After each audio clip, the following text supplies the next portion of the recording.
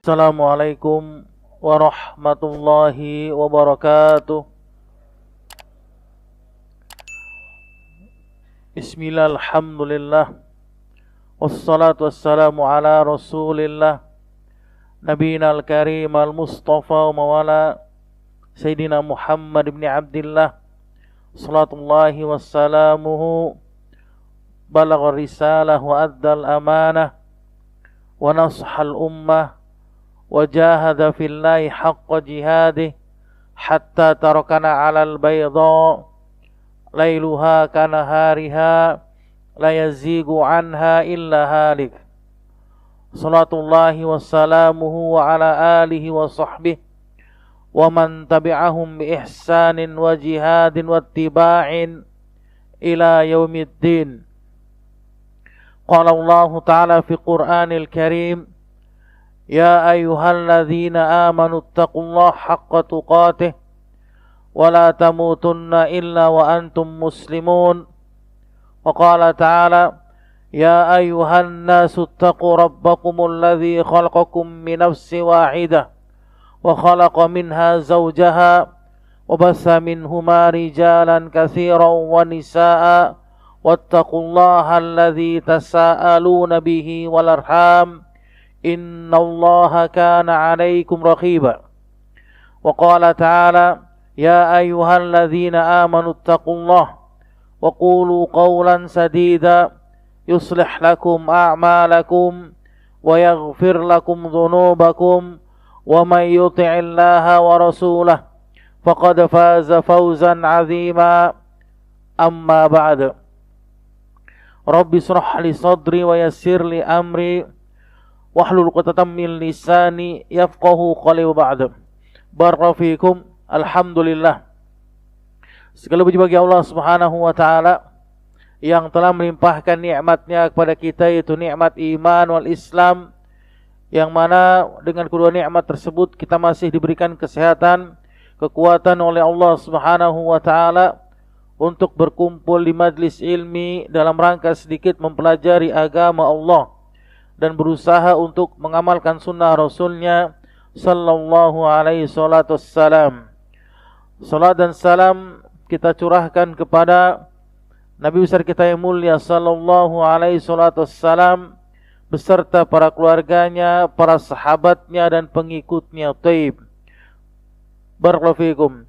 Kita akan lanjutkan pembahasan kita syarah Riyadhus Shalihin li fadilati Syekh Shalih Al-Utsaimin rahimahullahu ta'ala.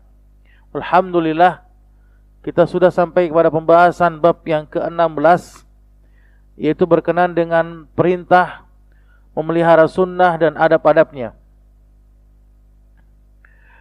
Maka berkata Syekh Shalih Al-Utsaimin rahimahullahu ta'ala, was sunnah, yang dimaksud dengan sunnah adalah yuradu biha sunnatur Rasul sallallahu alaihi wasallam, yaitu maksudnya sunnah Rasul sallallahu alaihi wasallam, sunnah Nabi kita. Wa hiya tariqatuhu allati kana 'alaiha fi ibadatihi wa akhlaqihi wa muamalatihi. Dan yang dimaksud dengan sunnah adalah jalan yang ditempuh oleh Rasul kita yang mulia sallallahu alaihi wasallam di dalam beragama, yaitu di dalam ibadahnya, akhlaknya dan muamalahnya. Ini dikatakan sunnah. Itu semuanya apa yang telah dilakukan oleh Rasul, apa yang telah dikerjakan oleh Rasul, apa yang telah diajarkan oleh Rasul, baik itu berupa ibadah, akhlak, suluk, muamalah, maka itu dikatakan sebagai sunnah. Fahiya aqwaluhu wa af'aluhu wa iqraratuhu. Dan sunnah itu adalah ucapan yang diucapkan oleh Rasul, kemudian perbuatan yang dilakukan oleh Rasul, dan ketetapan yang ditetapkan oleh Rasul. Maka ini semua mencakup dengan sunnah. Fahadhihi ya sunnah, maka itu dinamakan dengan sunnah semuanya. Wa yutlaqu al-fuqaha, dan para ulama ahli fikih mereka menilai, mereka menganggap atau mereka mengistilahkan istilah sunnah adalah as-sunnatu 'alal 'amali alladhi yatarajjahu fi'luhu 'ala tarkihi. Sunnah adalah amalan yang lebih baik dilakukan daripada ditinggalkan oleh seorang hamba. Itu dikatakan sunnah. Jadi seorang itu lebih baik dia melakukan amalan sunnah daripada dia meninggalkan amalan-amalan yang sunnah yang dikerjakan oleh Rasul. Ini sunnah menurut para ulama ahli fikih. Contohnya apa? Salat subuh berjamaah yang kita lakukan tadi bersama. Ini lebih baik kita kerjakan. Maka ini adalah salah satu bentuk sunnah Rasul yang dilakukan oleh Rasul, diajarkan oleh Rasul, dan diamalkan oleh Rasul. Maka kita sebagai umatnya lebih baik kita mengamalkan atau mengerjakan amalan yang dikerjakan oleh Rasul daripada kita meninggalkannya. Maka kita telah mengikuti sunnah Rasul. Wa huwa alladhi yusabu ala fi'lihi wa la yu'aqabu ala tarikihi. Dan yang dimaksud dengan sunnah adalah apa? Seseorang yang dia mengerjakan sunnah akan mendapatkan pahala darinya, dan tidak akan mendapatkan azab bagi orang yang meninggalkan sunnah. Ini menurut para ulama ahli fikih. Jadi lebih baik seorang itu mengerjakan atau mengamalkan amalan sunnah daripada dia meninggalkannya. Ketika dia mengerjakan, maka dia mendapatkan pahala dari Allah. Namun ketika dia tidak meninggalkannya, ketika dia tidak mengerjakannya, maka dia tidak mendapatkan azab, balasan dari Allah Subhanahu wa taala.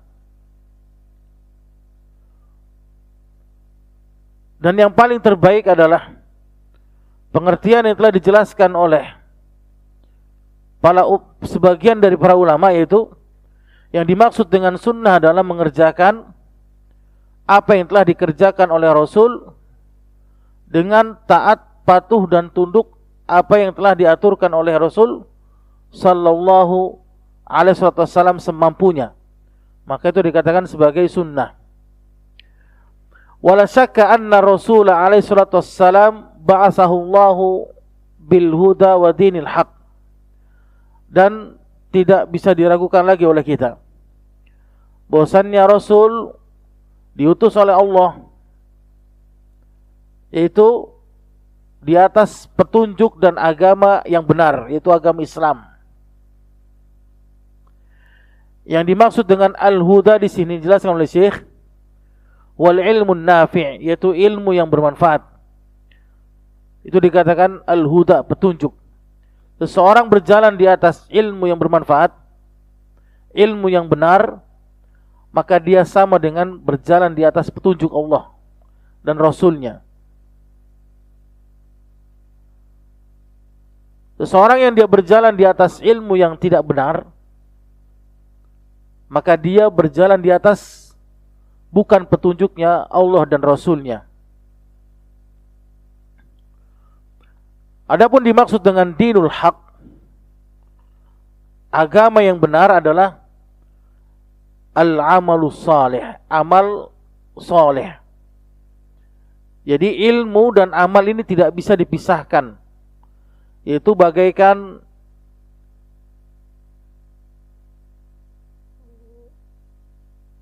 dua mata koin yang tidak bisa terpisahkan. Ini antara ilmu dan amal. Seseorang beramal tanpa berilmu, maka apa yang terjadi? Konsekuensinya ketika seorang beramal tanpa dia berilmu, maka dia sesat. Itu seperti orang-orang Nasrani. Orang-orang yang mereka Nasrani ini, mereka beramal tapi tidak berilmu mereka. Maka Allah sesatkan mereka. Ya. Adapun seorang yang dia berilmu tapi tidak mau mengamalkan ilmunya, maka sama seperti orang-orang Yahudi. Dia mengumpulkan ilmu, belajar sana sini, kemudian dia malas untuk mengamalkan ilmu yang didapati olehnya. Sombong, kemudian merasa dirinya sudah paling benar dan sebagainya, maka dia sama seperti orang-orang Yahudi. Oleh karena itu Syekh memberikan nasihat kepada kita, fala budda min ilmin wala budda min amalin. Maka wajib bagi kita untuk berilmu dan beramal. Ini sama seperti kedua mata uang yang tidak bisa dipisahkan. Wala yumkin, kata Syekh, an yuhafidhal insanu ala sunnatir rasul illa ba'da an ya'lamaha. Dan tidak akan pernah mungkin seseorang memelihara sunnah Rasul kecuali setelah dia mengetahuinya, setelah dia belajar sunnah yang benar.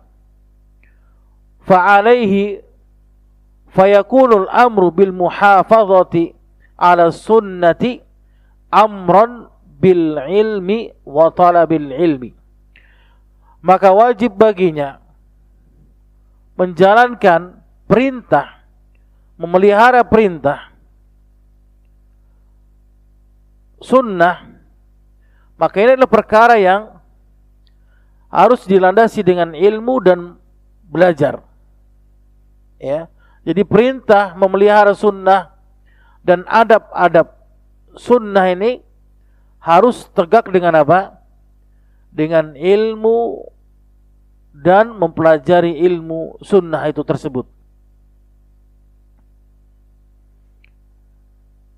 Maka tidak akan mungkin kita mengetahui sunnah Rasul kecuali kita dengan belajar.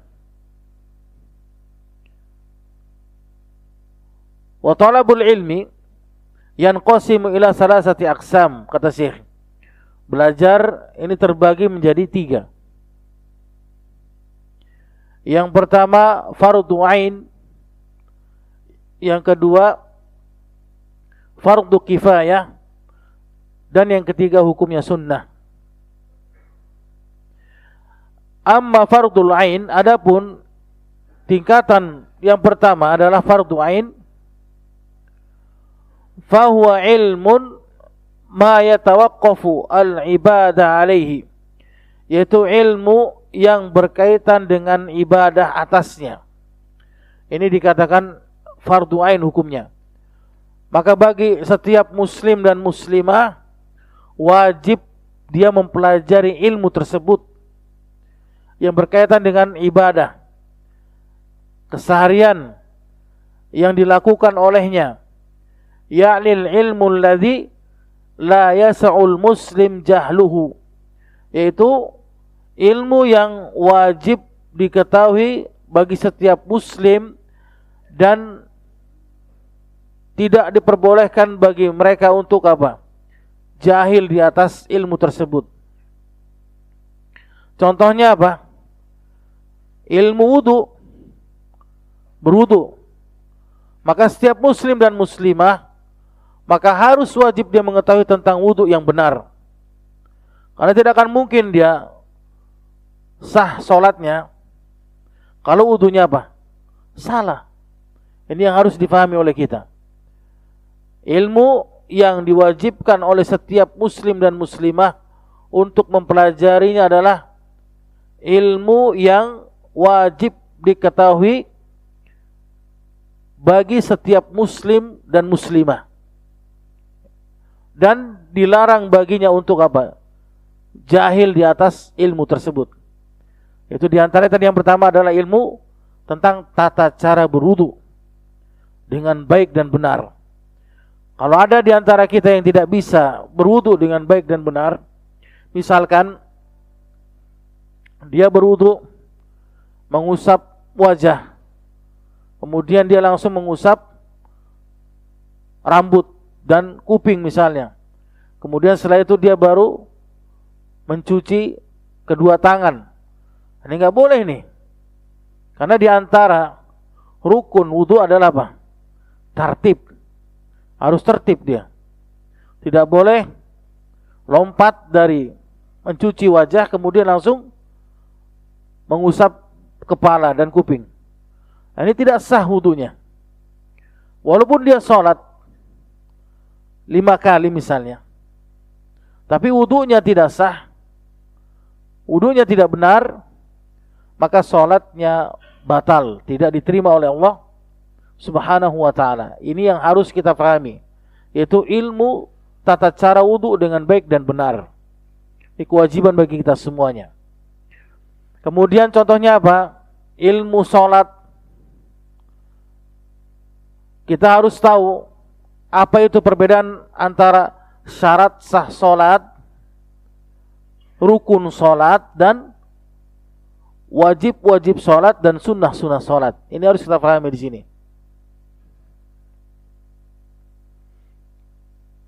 Jadi kalau selama ini kita misalkan nggak tahu apa bedanya syarat sah sholat dengan rukun-rukun sholat di sini, maka ini kita dilarang bagi kita untuk tidak mengetahuinya. Maka di antara syarat sah sholat itu apa? Suci dari najis, pakaian dan tempat. Itu di antara syarat sah sholat. Kemudian apa lagi?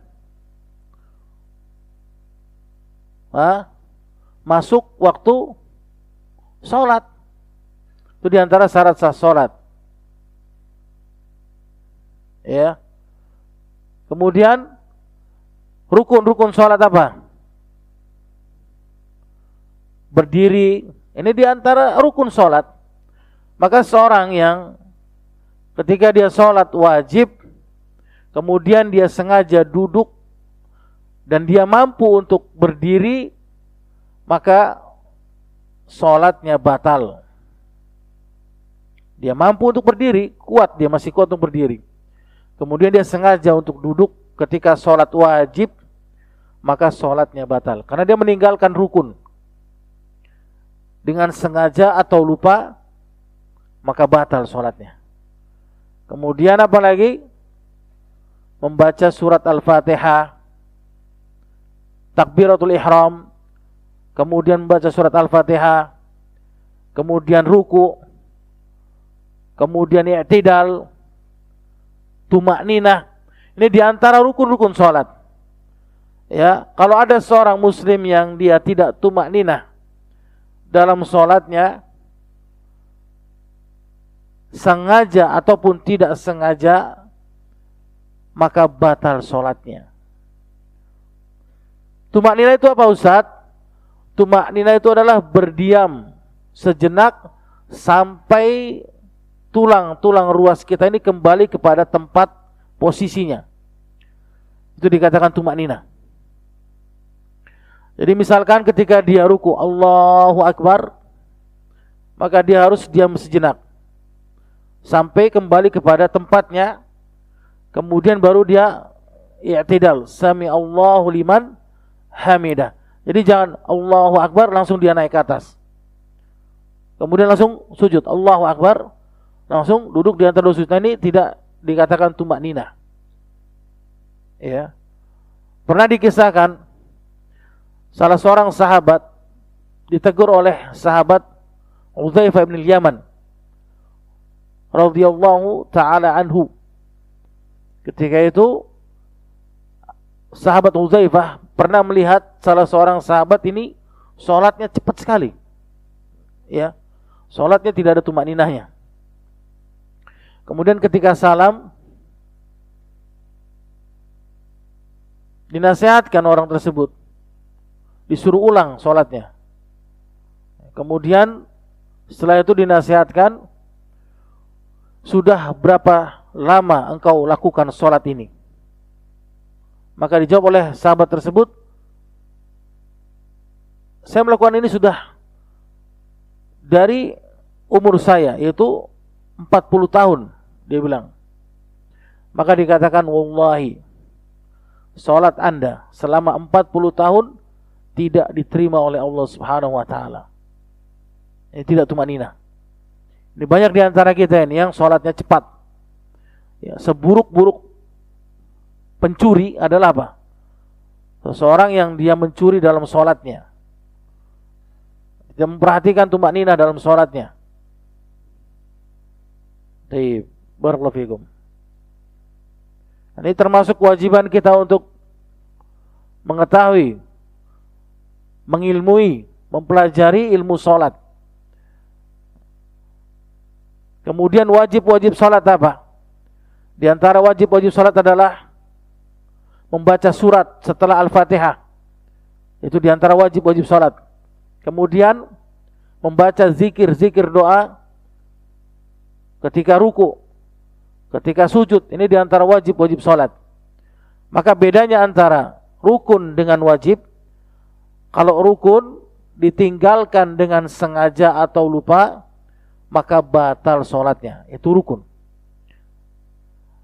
Wajib-wajib sholat ditinggalkan dengan sengaja, batal sholatnya. Tapi kalau dia lupa meninggalkannya, maka dia tidak batal sholatnya. Contohnya apa? Seseorang ketika ruku, kemudian dia lupa untuk membaca doa ruku, Subhana rabbiyal azim wa bihamdi, misalnya 3 kali. Lupa, dia menghayal, menghayal tentang bisnisnya, usahanya, atau tentang yang lain, sehingga dia lupa untuk membaca doa ruku. Kemudian dia langsung apa? Ya, i'tidal. Nah, ini sholatnya sah, tidak batal. Tapi kalau dia meninggalkan dengan sengaja, maka sholatnya batal. Baik, barakallahu fikum. Kemudian zakat, ini juga harus kita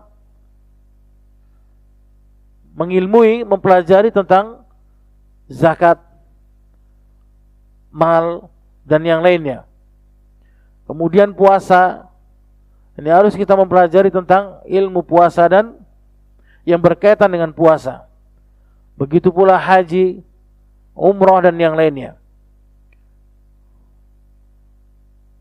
Falladhi la yasa'ul muslim jahluhu in ta'allamahu yakunu fardhu ainin. Dan ilmu yang wajib diketahui bagi setiap muslim untuk tidak jahil di dalamnya. Jika dia mempelajari ilmu tersebut, maka hukumnya wajib jatuhnya. Walihada nujibu ala hadha syakhs an yata'allama ahkam az-zakah. Oleh karena itu wajib bagi seseorang untuk mempelajari hukum-hukum zakat. Li'annahu dzu malin, karena dia orang yang memiliki banyak harta. Kalau seseorang yang memiliki harta banyak, kemudian dananya di mana-mana, kemudian dia memiliki kelapangan keluasan rizki, maka wajib baginya untuk mempelajari ilmu zakat. Karena ini berkaitan dengan apa? Zakatul mal. Zakat mal yang harus diemban baginya setiap setahun sekali. Ini harus dia wajib untuk mengetahui, mempelajari ilmu zakat.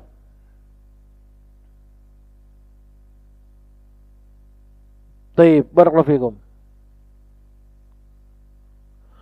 Wala nujibu 'alal akhar an yata'allam al-ahkam az-zakah, dan tidak diwajibkan bagi yang lain untuk apa? Mempelajari ilmu zakat. Ya, kalau dia orang miskin, orang yang dia fakir, atau orang yang dia biasa saja, orang yang dia tidak diberikan Allah keluasan rizki, maka tidak wajib baginya zakat mal misalnya. Taib. Begitu pula haji. Maka wajib bagi seorang untuk mempelajari ilmu haji sebelum apa? Berangkat haji. Wajib baginya dia untuk mempelajari ilmu haji. Ya, jangan misalkan mau haji, kemudian sibuk dia apa? Mengundang kaum muslimin untuk tasyakuran, itu bagus, tapi apa? Dia tidak dilandasi dengan ilmu misalnya. Tidak tahu bagaimana itu rukun haji, kemudian syarat sah haji, wajib haji, nggak paham dia. Miqat dia nggak paham. Kemudian dia tidak paham yang berkaitan dengan masalah haji. Tiba-tiba dia berangkat naik haji. Sampai di sana bingung dia. Nah, ini adalah apa? Ini dilarang bagi seseorang yang dia ketika hendak ingin berangkat haji, kemudian dia di atas kebodohan dari ilmu haji tersebut. Maka wajib baginya untuk mempelajari ilmu haji sebelum dia berangkat ke tanah suci. Taib, barakallahu fikum. Dan tidak wajib bagi seorang untuk tidak berangkat haji. Enggak wajib baginya mempelajari haji misalnya. Taib, barakallahu fikum. Yang kedua, fardul kifayah. Fahuwa al-ilmu alladhi tuhfadhu bihi syariah. Yang dimaksud dengan ilmu fardu kifayah adalah ilmu yang dengannya dapat menjaga syariat Islam. Itu wa huwa al-ilmu alladhi law turika la dha'atis syariah. Ilmu yang jika ditinggalkan oleh kaum muslimin seluruhnya, maka syariat Islam ini akan hilang. Ini ilmu yang hukumnya fardu kifayah. Apa contohnya? Ilmu waris, ini yang paling sering sekali ini. Ya. Yang pertama kali yang akan diangkat oleh Allah dari muka bumi ini adalah apa? Ilmu waris. Ini banyak di antara kita yang jahil tentang ilmu waris. Pembagian harta waris, kemudian sengaja tidak dibagi harta warisnya dari kaum muslimin dan yang lainnya dari ahli warisnya, sampai bahkan meninggal dari sebagian ahli warisnya, menahan hak ahli warisnya, tidak bersegera untuk membaginya dengan alasan apa? Duniawiyah. Tidak bisa membedakan antara hibah, harta hibah, hutang, dan harta waris. Ini banyak di antara kita nggak paham. Ini berkaitan dengan ilmu waris. Taib. Dan jika tidak ada salah seorang di antara kita, di tempat kita ini misalnya, yang tidak mengetahui itu, tidak paham tentang ilmu waris, maka akan hilang syariat Islam dari tempat tersebut. Dan akan berdosa semuanya. Karena sengaja dia tidak mempelajari ilmu yang apabila tidak dipelajari akan hilang dari mereka. Baik, barakallahu fikum. Amma idza qama bihi man yakfi saqata 'anil baqin. Namun jika salah seorang di antara mereka mempelajarinya dengan benar, menunaikannya dengan benar dari sebagian mereka, maka hukumnya gugur bagi yang lainnya. Jadi kalau ada di antara kita ini misalkan dua pemuda atau beberapa ustadz yang sering hadir di sini misalnya, faham, ahli dalam ilmu waris, maka yang lainnya gugur.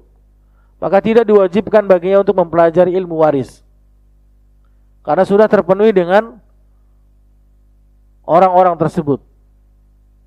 Namun jika tidak ada yang mempelajarinya dan semuanya jahil, ketika ditanya tentang masalah waris nggak paham mereka. Nah, ini harus mempelajari di antara mereka. Taib, barakallahu fikum. Fa idza qaddara anna wahidan fil baladi qad qama bil wajib fi hadzal amr wa ta'allama wa sara yufti wa yudarris fa hadza yakunu fardul kifayah. Maka jika ada salah seorang yang dia belajar ilmu yang diwajibkan atasnya, yaitu tentang ilmu waris yang diperintahkan, kemudian dia mengajarkan, maka ini dikatakan sebagai fardu kifayah bagi yang lainnya.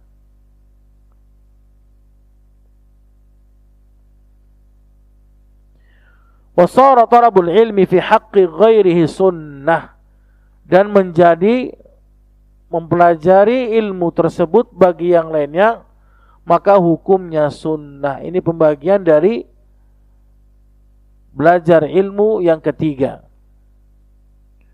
Maka disimpulkan oleh Imam Bukhari rahimahullahu taala di dalam kitab sahihnya, beliau membuat bab khusus tentang babul ilmi qabla al-qawli wal amal. Bab kewajiban berilmu sebelum berkata dan beramal. Sebagaimana Allah berfirman dalam Quran surat Ali Imran, fa'lam annahu la ilaha illallah wastaghfir li dzambik.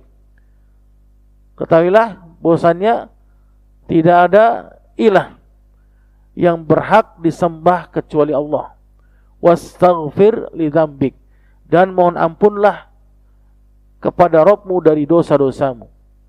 Ini hujah yang sangat jelas bagi kita untuk apa? Berilmu sebelum berucap dan beramal. Ini hujahnya. Ya, maka segala sesuatu dalam Islam ini kita tidak boleh kita beramal kecuali kita mengetahui dulu. Jadi kita mempelajari dulu. Tidak boleh kita beramal kecuali kita mengetahui apa? Ilmunya. Ini cara para generasi terdahulu. Taib.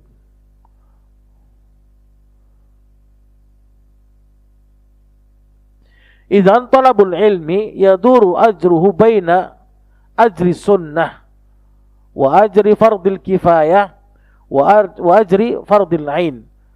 Jadi belajar ilmu agama Islam ini berjalan pahalanya itu pahala sunnah, kemudian pahala fardu kifayah, kemudian pahala fardu ain. Al-muhim kata Syekh, annahu la yumkin an nuhafidha ala sunnah wa adabiha illa ba'da ma'rifati sunnati wa adabiha. Jadi yang paling terpenting bagi kita apa? Tidak akan pernah mungkin kita menjaga perintah-perintah memelihara sunnah dan adab-adabnya kecuali dengan ilmu. Jadi semuanya dikembalikan kepada ilmu. Dan orang-orang yang mereka menjaga, memelihara sunnah dan adab-adabnya, maka mereka adalah orang-orang yang dicintai oleh Allah. Sebagaimana Allah berfirman di dalam Quran surat Ali Imran ayat ke-31, Allah mengatakan, "Qul in kuntum tuhibbunallah fattabi'uni yuhibbukumullahu wa yaghfir lakum dzunubakum." Katakanlah Muhammad, jika kalian benar-benar mencintaiku, maka ikutilah aku. Kemudian apa kata Allah? Ini ganjaran balasan bagi orang-orang yang cinta terhadap sunnah Rasul, menjalankan, mengamalkan, mengajarkan, maka Allah berikan dua balasan ganjaran. Yang pertama, yuhibbukumullah, maka Allah akan cinta kepadanya. Pasti ini. Orang-orang yang berada di atas sunnah, maka Allah akan cinta padanya. Kemudian yang kedua, balasan yang kedua, wa yaghfir lakum dzunubakum, dan Allah akan ampuni dosa-dosa kalian. selama kita berada di atas sunnah, menjalankan satu sunnah Rasul, apa diantaranya? Kita dawamkan, kita biasakan sholat sunnah qobliyah, subuh misalnya, 2 rakaat, lebih baik daripada dunia dan seisinya, kata Rasul. Sholat sunnah 2 rakaat sebelum subuh, ini pahalanya apa? Khairun minad dunya wa ma fiha, lebih baik daripada dunia dan seisinya. Kalau kita amalkan terus, maka dengan mengamalkan sunnah, Allah akan cinta pada kita dan Allah akan ampuni dosa-dosa kita. Ini diantara keutamaan orang-orang yang mereka di atas sunnah. Apalagi antum biasakan sholat sunnah qobliyah dan ba'diyah. Misalnya, barang siapa yang dia sholat 12 rakaat dalam seharinya, banallahu baitan fil jannah, maka Allah akan bangun rumah di surga. Ini bagi orang-orang yang dia sholat qobliyah dan ba'diyah. Dan banyak lagi sunnah-sunnah Rasul. Di antaranya, seseorang yang dia membiasakan membaca surat Al-Kafirun sebelum tidur, maka Allah bebaskan dari kesyirikan. Baca surat Al-Kafirun sebelum tidur, Allah akan bebaskan darinya kesyirikan. Kemudian di antara sunnah-sunnah Rasul yang lainnya apa? Zikir pagi dan petang, maka Allah akan bentengi dirinya dari sesuatu yang membahayakan dirinya, baik itu ain ataupun sihir. Ini diantara keutamaan zikir pagi dan petang. Dan banyak lagi diantara sunnah-sunnah yang lainnya. Maka Allah akan berikan apa? 2 keutamaan bagi orang yang berada di atas sunnah. Allah akan cinta padanya dan Allah akan ampuni dosa-dosanya. Fahadhil ayat, kata Syekh, maka ayat yang mulia ini kita bacakan tadi, surat Ali Imran ayat ke-31, Qul in kuntum tuhibbunallah fattabi'uni yuhibbukumullah, yusammiha ba'dul ulama ayatal mihdah. Maka para ulama menamakan ayat ini dengan ayat ujian bagi kaum muslimin. Kenapa dikatakan ayat ujian? Li'anna Allah Ta'ala imtahana qauman idda'u annahum yuhibbun Allah. Karena Allah akan menguji mereka yang mengklaim diri mereka cinta kepada Allah, sebagaimana klaim yang mereka katakan, nahnu nuhibbullah, da'wa yasirah. Mereka mengatakan, menggembar-gemborkan, kami cinta kepada Allah, kami cinta kepada Rasul, kami ahbabur Rasul, pengikut Rasul. Ini klaim yang mudah bagi mereka di lisan. Walakin, kata Syekh, alal mudda'i al-bayyinah, maka wajib bagi orang yang mengklaim harus memberikan bukti. Bagi orang-orang yang mengatakan kami adalah pengikut Rasul, kami adalah cinta Rasul, kami adalah orang yang paling pertama kali membela sunnah Rasul, maka wajib baginya untuk memberikan bukti. Jadi jangan hanya sekedar apa? Di lisan saja, tapi di hati dan perbuatannya ini jauh daripada kenyataannya. Maka ini bukan dikatakan sebagai orang-orang yang cinta kepada Allah dan Rasulnya. Maka dikatakan apa? Ayatul mihnah, ayat ujian bagi orang-orang yang mereka mudah di lisan mengucapkan cinta kepada Allah, tapi hakikatnya mereka tidak cinta kepada Allah. Oleh karena itu Syekh mengatakan, famanidda'a mahabbatallahi wa huwa la yattabi'ir rasul falaysa sadiqan. Barang siapa yang dia mengklaim menyeru dirinya cinta kepada Allah dan Rasulnya, tapi dia tidak mau mengikuti Rasul, tidak mau mengikuti sunnah Rasul, falaisa sadiqan, maka tidak benar dia kecintaannya kepada Rasul. Palsu. Sebagaimana Syekhul Islam Ibnu Taimiyah mengatakan, faman idda'a annahu yuhibbullah wa lam yattabi'ir rasul faqad kadzab. Barang siapa seorang muslim yang dia mengklaim dirinya cinta kepada Allah, cinta kepada Rasulnya, tapi dia enggan, bahkan dia memusuhi sunnahnya Rasul, faqad kadzab, maka dia telah berdusta atas nama Allah dan Rasulnya. Ini bisa kita nilai sendiri. Ada orang yang hanya sebatas lisannya saja mengatakan, saya adalah orang yang paling cinta kepada Rasul, tapi dia gak pernah sholat qobliyah subuh misalnya, gak pernah sama sekali dalam sehari baca Al-Quran, tidak pernah beramal amalan sunnah, baik yang kecil maupun yang besar, maka hanya sebatas klaim saja. Hakikatnya dia adalah apa? Kadzib, pendusta dia. Fa'alamatu mahabbatillah, kata Syekh, dan tanda cintanya seorang hamba kepada Allah apa? An tattabi'ar rasul, yaitu diantaranya dia mengikuti Rasul sallallahu alaihi wasallam.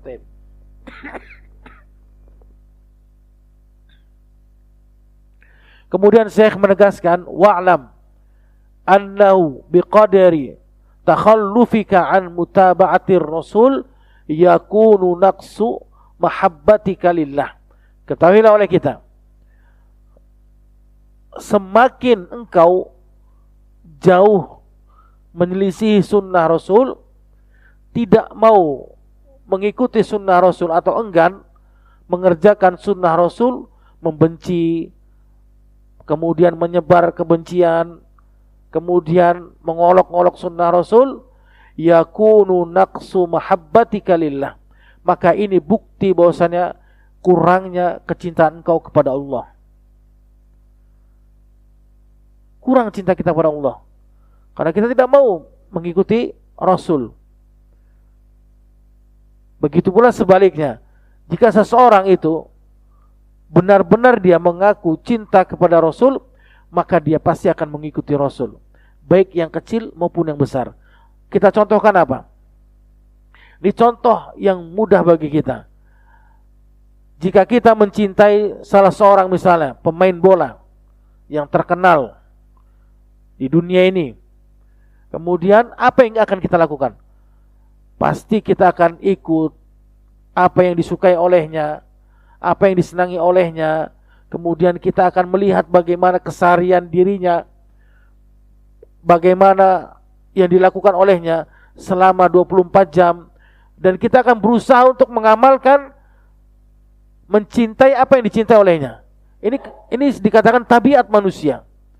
Begitu pula kalau misalkan kita cinta kepada Rasul, maka kita akan berusaha untuk apa? Mengikuti, melihat keseharian Rasul seperti apa yang telah diamalkan oleh Rasul, apa yang telah diajarkan oleh Rasul, maka itu dikatakan sebagai cinta, bukti kita kepada Rasul sallallahu alaihi wasallam. Maka faidza ahabbaka Allah, maka jika Allah cinta kepadamu, kata Syekh, fa innahu la yuhibbuka illa idza ataita ma yuhibbun, maka tidak akan pernah ada yang mencintai kecuali dengan engkau mencintainya. Maka jika engkau cinta kepada Allah, maka Allah akan cinta padamu. Ini janji Allah. Sebagaimana Allah berfirman, sebagaimana Rasul kita yang mulia bersabda dalam hadis yang sahih, annallaha idza ahabba syakhsan nada Jibril. Allah jika cinta kepada seorang, Allah akan menyeru kepada Jibril. Allah akan perintahkan Jibril, inni uhibbu fulan, aku cinta kepada fulan. Fa ahibbuhu, maka cintailah dia. Antum bisa bayangkan di sini. Kalau Allah sudah cinta kepada seorang yang berada di atas sunnah, maka Allah akan perintahkan Jibril untuk mencintai orang tersebut. Fayuhibbuhu Jibril, maka Jibril akan cinta kepadanya. Thumma yunadi fi ahli samawat, kemudian Allah menyeru kepada seluruh penduduk langit dan bumi, semuanya Allah perintahkan kepada mereka. Untuk apa? Dengan mengatakan innallaha yuhibbu fulan, Allah cinta kepada si fulan. Fa ahibbuhu, maka wajib bagi kalian untuk mencintainya. Fa yuhibbuhu ahlus samawat, maka semua penduduk langit dan bumi cinta kepada mereka, kepada orang-orang yang di mana Allah cinta kepadanya.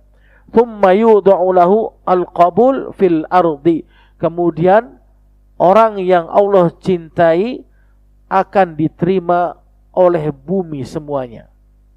Ini bukti nyata orang-orang yang mereka cinta kepada Allah dan Rasulnya, maka semua penduduk langit dan bumi akan cinta kepadanya. Taib, barakallahu fikum. Sebagaimana Allah berfirman di dalam firman-Nya, di mana Allah tegaskan dengan mengatakan, "May yuti'ir rasula faqad ata Allah."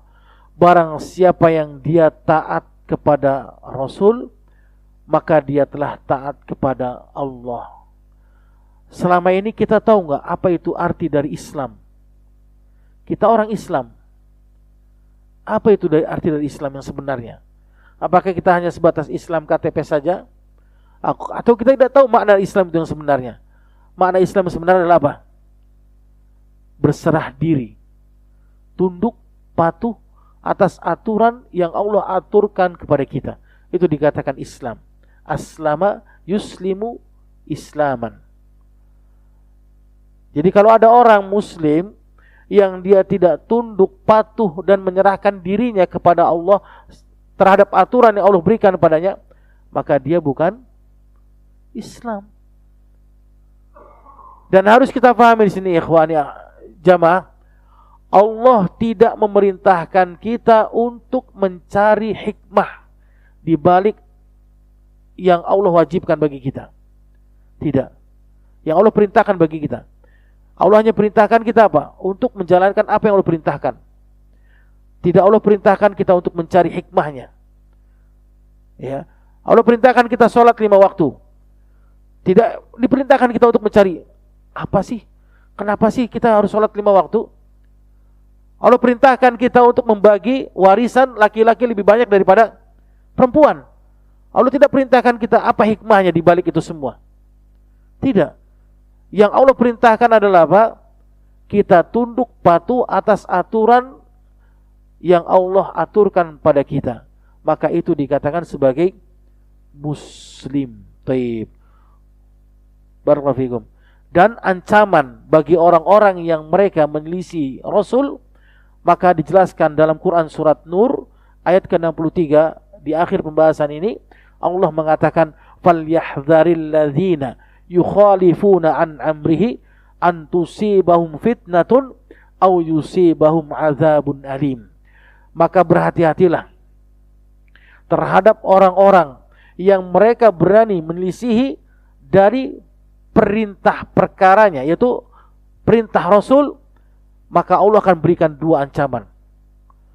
2 ancaman yang sangat keras bagi orang-orang yang menyelisihi sunnah Rasul. Antusibahum fitnah, maka Allah akan berikan fitnah padanya. Ini di dunia. Allah akan berikan fitnah padanya apa?